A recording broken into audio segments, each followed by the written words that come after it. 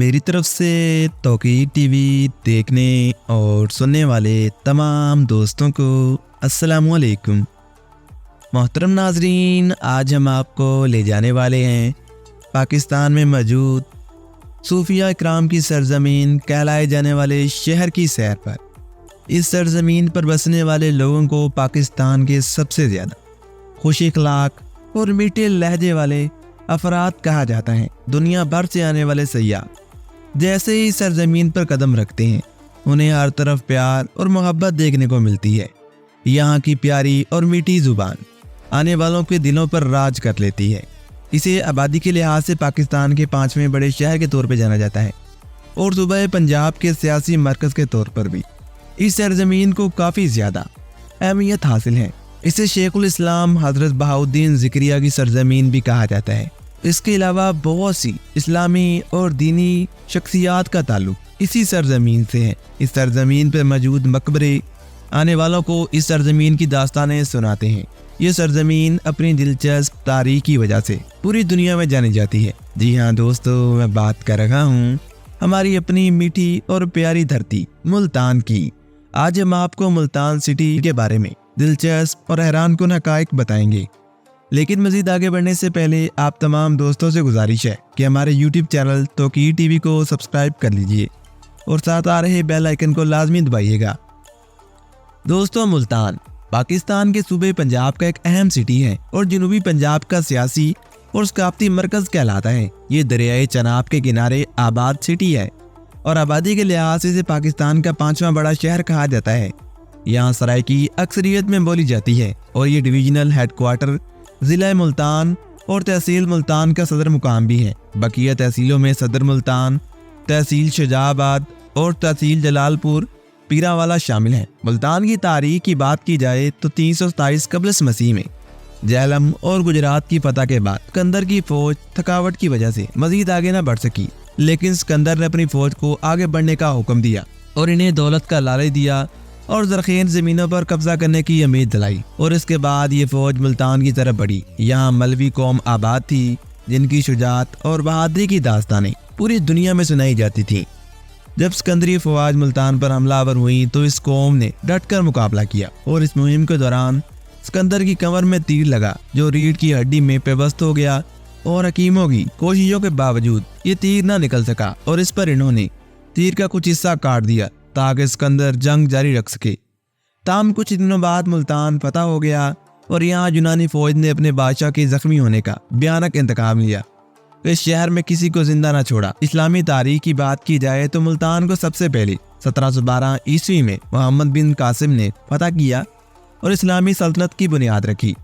मोहम्मद बिन कासिम के बाद 997 ईस्वी में मोहम्मद गजनवी ने हिंदुस्तान को फतह करने के साथ मुल्तान को फतह किया और इसे अपनी हुकूमत में शामिल कर लिया।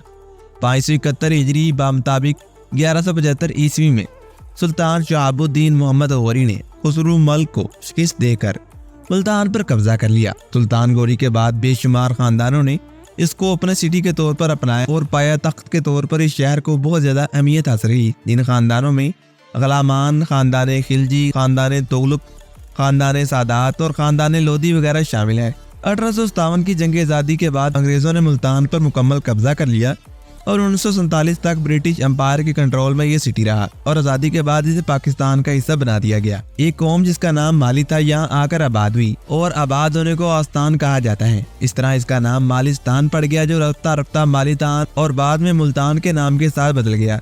सिकंदर बिन कलकोस के ज़माने में ये माली कौम का दारुल खिलाफा भी हुआ करता था।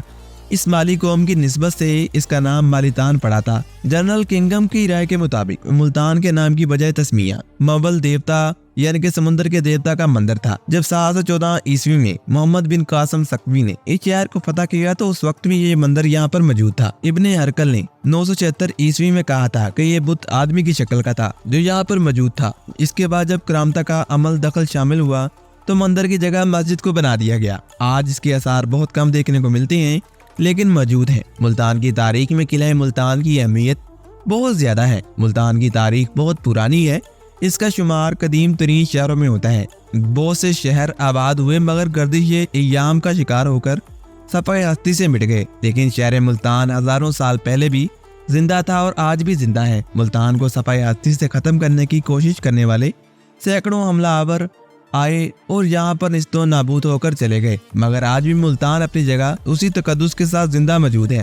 ملتان کے بارے میں بہت سی زبانوں میں شعر و شاعری بھی کی گئی، جبکہ اس سرزمین کو اپنے مقامی شاعروں کی وجہ سے کافی زیادہ شہرت حاصل ہے اور آج کل پاکستان میں اس طرح کی شاعروں کا دور چل رہا ہے۔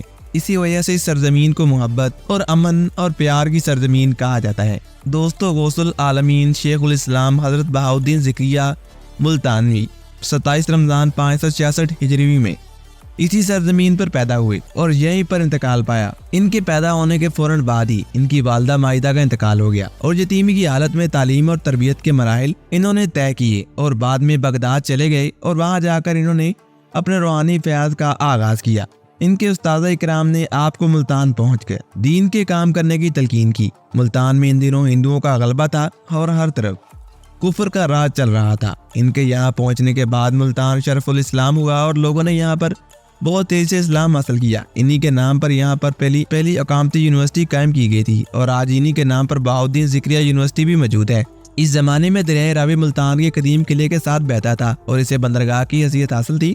کشتیوں کے ذریعے سکر بکر ہی نہیں، اس وقت کے شہر منصورہ، عراق، ایران، مصر، کابل، دلی اور دکن تک کی تجارت یہاں سے ہوا کرتی تھی، یعنی کہ اس دور میں شہر کو ایک اچھے خاصے اور بڑے تجارتی شہر کے طور پہ جانا جاتا تھا۔ دوستوں، ملتان 1020 کلومیٹر پر پھیلا ہوا ہے اور جس کی آبادی 19,72,000 افراد سے بھی زیادہ مانی جاتی ہے۔ ملتان کی زمین بہت زیادہ زرخیز اور پیداواری صلاحیتوں کی وجہ سے پورے پاکستان میں مقبول ہے۔ اس کی اہم فصلوں میں گنا، چاول، کپاس اور گندم شامل ہیں۔ آموں کی بڑی بڑی نایاب اقسام کے باغات یہاں دیکھنے کو ملتے ہیں اور پورے پاکستان میں یہاں کے آم پہنچائے جاتے ہیں۔ سرائکی، اردو اور پنجابی یہاں پر اہم بولی جانے والی زبانیں ہیں۔ یہاں کافی تعداد میں اولیاء، صوفیہ اکرام اور بزرگان دین کے مزارات موجود ہیں جو اس سرزمین کی پرانی تاریخ اور اہم واقعات اور اہم ہستیوں کے بارے میں معلومات فراہم کرتے ہیں۔ دوستوں، ملتان کو بہت سی تاریخ کے ساتھ ساتھ اپنے موجودہ حالات کی وجہ سے بھی کافی شہرت حاصل ہے۔ حالیہ دور میں ملتان کو جنوبی پنجاب کے سب سے اہم سٹی کے طور پر حیثیت حاصل ہے اور سیاسی پس منظر کے لحاظ سے اسے سیاست کا اہم گڑھ کہا جاتا ہے۔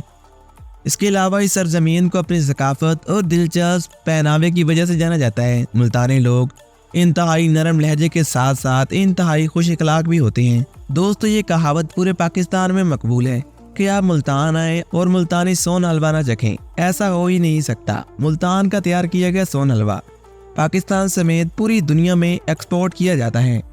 دوستو، اس سرزمین کو اپنے پہلو میں موجود کئی مساجد کی سرزمین کہا جاتا ہے۔ یہی وجہ ہے کہ اس سرزمین کو اولیاء اکرام کی سرزمین کا لقب دیا جاتا ہے۔ تو دوستو، ملتان کے بارے میں آج تک کے لیے اتنا ہی۔ امید کرتا ہوں تمام دوست آج کی اس معلوماتی ویڈیو سے لطف اندوز ہوئے ہوں گے۔ اگر آپ کو آج کی یہ ویڈیو پسند آئی ہے تو ہمارے YouTube چینل توقیر ٹی وی کو سبسکرائب کیجیے گا اور ساتھ آ رہے بیل آئیکن کو لازمی دبائیے گا۔ ملتے ہیں ایک اور ایسی معلوماتی ویڈیو کے ساتھ، تب تک کے لیے اپنا بہت سارا خیال رکھیے گا۔ مجھے دیجیے اجازت، اللہ نگہبان۔